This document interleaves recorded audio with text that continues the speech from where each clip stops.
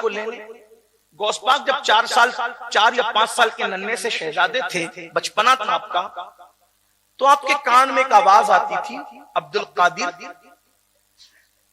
आशिक बनोगे कि महबूब बनोगे? क्या बनोगे तुम? बचपने में आवाज आ रही, क्या आशिक बनोगे, इश्क करोगे कि मोहब्बत किए जाओ? महबूब बनना है या मुहिब बनना है? माशूक बनना है कि आशिक बनना है? और आसान क्या है?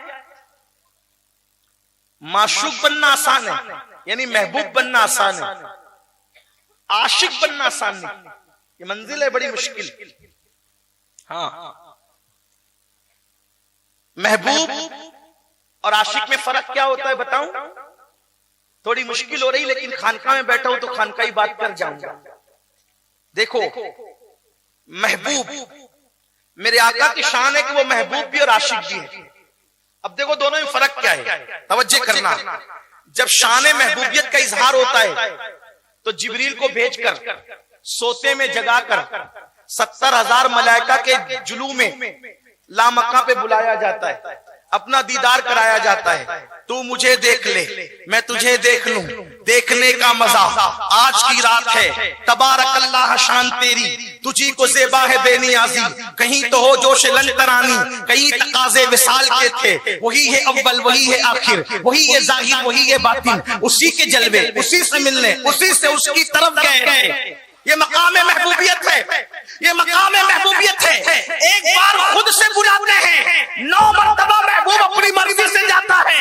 कसरे दना किसकी रसाई, जाते गए हैं, आते गए हैं, जाते गए हैं, आते गए हैं, जाते गए हैं, आते गए हैं। बंदा मिलने को करीब है, हजरत कादिर गया, लम्हे बातिल में गुमने चल गए, साहिब गया। ये मकाम महबूबियत है। पूछा जाता है क्या पियोगे, पेश करें, क्या खाओगे, पेश करें, है ना? बैतुल मुकद्दस में पेश किया गया, मर्जी पर दिया गया। क्या चाहते हो बोलो, वही फैसला करेंगे। ये है मकामे। लेकिन जब मकामे इश्क पर आते हैं तो ताइफ की वादी में अकेला खड़ा करते हैं और अकेले खड़े करके फिर लोगों से पत्थर बरसवाते हैं, हत्ता कि नालैन खून से भर जाती है और उस वक्त जबान से उफ भी नहीं निकलता। ये मकाम इश्क। मकाम महबूबियत में राहतें, मकाम इश्क में मुशक्कतें। मकाम महबूबियत ये कि कहने वाला सौफी का रब्बु का फतरदा, और मकाम इश्क ये कि ओहद में दंडान शहीद करवाए जाते हैं। हुजूर के अंदर दोनों सिफतें जमा थी, लेकिन हमारा दावा तो है कि हम आशिक़े रसूल हैं। इश्क क्या? शेख अब्दुल कादिर जिलानी हमारे मुर्शिद गौस पाक को 4-5 साल की उम्र में आवाज आती है, अब्दुल कादिर महबूब बनोगे क्या आशिक, महबूब बनोगे क्या आशिक? माँ के पास आते हैं, लिपटते, अम्मी तवज्जो, अम्मी।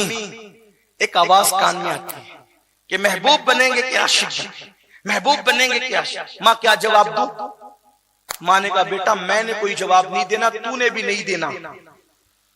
ये हमारी गली के कोने पर एक बाबा बैठता है, उस बाबा से कहो, क्योंकि ये सवाल जो है ना कोई आम आदमी नहीं कर रहा है तुमसे, इंसान नहीं कर रहा है तुमसे, ये गैबी ताकत है जो तुमसे पूछ रही, इसलिए तुमको जवाब अपनी मर्जी से नहीं देना बेटा। वो बाबा के पास गए जो नुक्कड़ पे, जिलान के नुक्कड़ में बैठता था। बाबा से कहा बाबा मेरे कान में आवाज आती है। मेरी अम्मी ने कहा बाबा से पूछ। बाबा ने कहा बेटे शहजादे अब्दुल कादिर, बड़े खानदान का तू फर्द है, मेरी आंखों पर तेरे कदम हो, मेरे सर पे तेरे कदम हो शहजादे, लेकिन सवाल बड़ा डिफिकल्ट है, बड़ा मुश्किल सा है, इसलिए तू कल आना, मैं तेरे सवाल का जवाब बन जाऊंगा। जवाब पर तवज्जो करें, तू कल आना, तेरे सवाल का जवाब दूंगा नहीं, मैं तेरे सवाल का जवाब बन जाऊंगा। नन्ही सी शहजादी ने सोचा कल जवाब मिल जाएगा। जब दूसरे दिन गए तो जगह खाली, कोई नहीं था वहां। परेशान से हुए, नन्हे से दिलो दिमाग में ख्यालात आए। माँ ने तो कहा था कि वो अल्लाह वाला है, क्या अल्लाह वाला भी कोई झूठा दावा करता है, झूठा वादा करता है? ऐसा तो हो नहीं सकता। चंद लड़के वहां मौजूद थे, कहा शहजादे, अशराफ घराने के शहजादे किसको ढूंढ रहे हो? यहाँ बाबा बैठता था, हाँ कल रात को मर गया। फिर उसका कोई मजहब व मसलक किसी को मालूम नहीं पड़ा। उसका मजहब मसलक किसी को मालूम नहीं पड़ा, इख्तिलाफ हुआ क्या करें। तो कहा कि शहर के बड़ों ने मशवरा दिया कि पैर में रस्सी बांधो, कचरे की कुंडी पे फेंक दो, ले जाकर के कुंडी फेंक डाले। इसका मतलब गौस पाक की अम्मी इतनी बड़ी वलिया थी कि पूरा गांव जिसको नहीं जानता था, गौस पाक की अम्मी घर में बैठकर जानती थी कि उसका मुकाम क्या है। माएं जब ऐसी होती है तो बच्चे भी ऐसे होते हैं। धतूरों के पौधों पर कभी गुलाब नहीं खिलते। अगर माँ सीरियल देखती रहेगी तो बेटा कभी गुलाम गौसे आजम पैदा नहीं हो सकता। माँ बेपर्दा घूमती रहेगी तो कभी बेटा गरीब नवाज का गुलाम पैदा नहीं हो सकता। हाँ, माँ मर्दों से फोन पे लंबी लंबी नाजायज बातें करती रहेगी तो उसका बेटा कभी बाहया पैदा नहीं हो सकता। माँ चोरों को जन्म देगी, उचक्कों को जन्म देगी, शराबियों को, जुआरियों को जन्म देगी। बेपर्दा रहेगी तो यही होगा, हराम खाती रहेगी तो यही होगा, सीरियल देखती रहेगी तो यही होगा। अगर अपने बच्चों को अच्छा देखना है, पहले खुद को बदलो, अपने आप को धतूरा न बनाओ, अपने आप को गुलाब का पौधा बनाओ। पौधा गुलाब का होगा तो गुलाब खुद ब खुद खिलेगा। अल्लाह अकबर। इसलिए मैं लोगों से कहता हूँ, माँ खैर हो तो बेटा वली होता है, और अगर माँ उम्मुल खैर हो तो बेटा वलियों का सरदार होता है। गौस पाक की अम्मी खैर नहीं, गौस पाक की अम्मी उम्मुल खैर थी। बाप साले हो तो बेटा भी वली होता है, लेकिन बाप अगर साले नहीं बल्कि अबू साले हो तो उस वक्त बेटा वलियों का सरदार हुआ करता है। अल्लाह अकबर। बहुत अफसोस की बात है, किन किन चीजों पर बातें की जाए न की जाए। तो बहरहाल सरकार गौसियत माब ने उस नन्ही सी उम्र में कहा कि अच्छा उसको कहां फेंका तुम लोगों ने। तो फिर उन लोगों ने बताया, हमने फेंका वहां कचरे की कुंडी पे। अगर आप चले तो बता सकते हैं, गौस पाक खुद फरमाते हैं, मैं नन्ही सी उम्र में गया तो देखा कि चील, कौवे, कुत्ते, बिल्ली उसका गोश्त नोच नोच के खा रहे थे, नोच नोच के खा रहे थे। मैं रो पड़ा। इतना बड़ा वली जिसको मेरी माँ कह रही है, उसको कफन भी नसीब नहीं, उसको कब्र भी नसीब नहीं। फिर मेरे दिल में एक ख्याल है कि बाबा आपने तो कहा था कल जवाब देने का। तो उसके मुंह से आवाज निकली, वो बोल पड़ा, शहजादे मैंने जवाब देने का नहीं कहा था, मैंने जवाब बन जाने का कहा था। देख मैं तेरा जवाब बन गया, मैंने इश्क किया इसलिए मेरा ये अंजाम हुआ। महबूब ने चाहा कफन न मिले, कुत्ते बोटी नोचे, बिल्ली बोटी नोचे, जानवर परिंदे बोटियां नोचे। देखिए मेरा हाल हुआ। अगर इस मंजिल से गुजरने की हिम्मत है तो आशिक बनना, वरना महबूब बनने में भलाई है।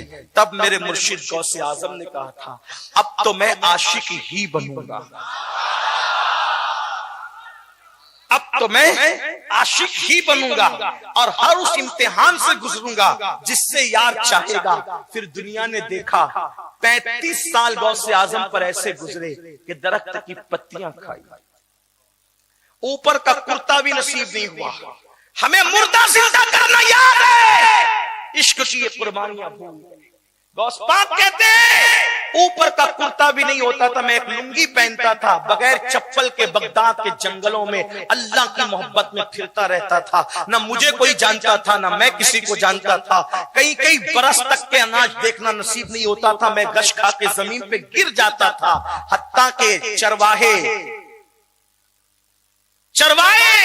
लकड़हारे, शिकारी मुझे मुर्दा समझ के उठा के ले जाते थे, और मुझे मुर्दा समझ के उठा के लावारिस लाश की जगह रख देते थे। फिर लोग मुझ पे नहलाने के लिए गर्म पानी डालते थे, तो मैं आंख खोल के कहता था क्या हुआ, तो लोग कहते थे कि तू तो मर गया था। फिर मैं नारे हक लगा करके जंगलों में भागता फिरता। फरमाया जो इम्तिहान मैंने दिए हैं, अगर वो इम्तिहान पहाड़ों पे डाल दिए जाते तो पहाड़ रेजा रेजा हो जाते। जब इश्क की मंजिल में ये इम्तिहान से आदमी गुजरता है और फिर कामयाब होता है, तो तब महबूब कहता है अब बता तेरी रजा क्या है। जब गौस पाक ने इम्तिहान दिए, कमोबेश 35 साल तक बगदाद में कोई नहीं जानता था, न वो किसी को जानते थे। फिर एक दिन कहा, अब्दुल कादिर तू कामयाब हो गया इश्क की वादी में, अब बोल चाचा क्या है। तो कहा कि तू ही दे, तुझे जो देना है, मैं नहीं मांगता, तू दे। ये मंजिल आती है इश्क में, बता तेरी रजा क्या है। खुदा बंदे से खुद पूछे, बता तेरी रजा। ये मुर्दे जो जिंदा हुए, तकदीरें बदलने का जो मुकाम और मर्तबा मिला, यूं ही नहीं मिला। पूछा बताओ क्या चाहते हो अब्दुल कादिर। आप ही दे जो देना है। फरमाया ठीक, जिसको तवज्जो से देखोगे वो वली बन जाएगा। फरमाया इसमें मेरा क्या फायदा है? इसमें मेरा क्या फायदा है? कहा जिस जमीन के हिस्से को तवज्जो से देखोगे वो सोने की हो जाएगी। कहा इसमें मेरा क्या फायदा है? कहा फिर तू ही बोल अब चाहता क्या है? तो कहा कि मैंने इश्क तो किया और तू कहता है कि कामयाब हो गया, तो अब अपना महबूब बना। अब तक आशिक बना था मैं, अब अपना महबूब तू बना मुझे। इसीलिए मेरे मुर्शिद को महबूबे सुभानी कहते हैं। इश्क में थे, कोई नहीं पहचानता था। इश्क में थे, दरख्त की पत्तियां खाते थे। इश्क में थे, कुर्ता भी नसीब न था। लेकिन जब महबूब बने और भूखे रहे तो फिर निदा आती, अब्दुल कादिर तुझे मेरी कसम खा ले। मेरे इमाम कहते कसमें दे दे के खिलाता है पिलाता है तुझे, प्यारा अल्लाह तेरा चाहने वाला तेरा।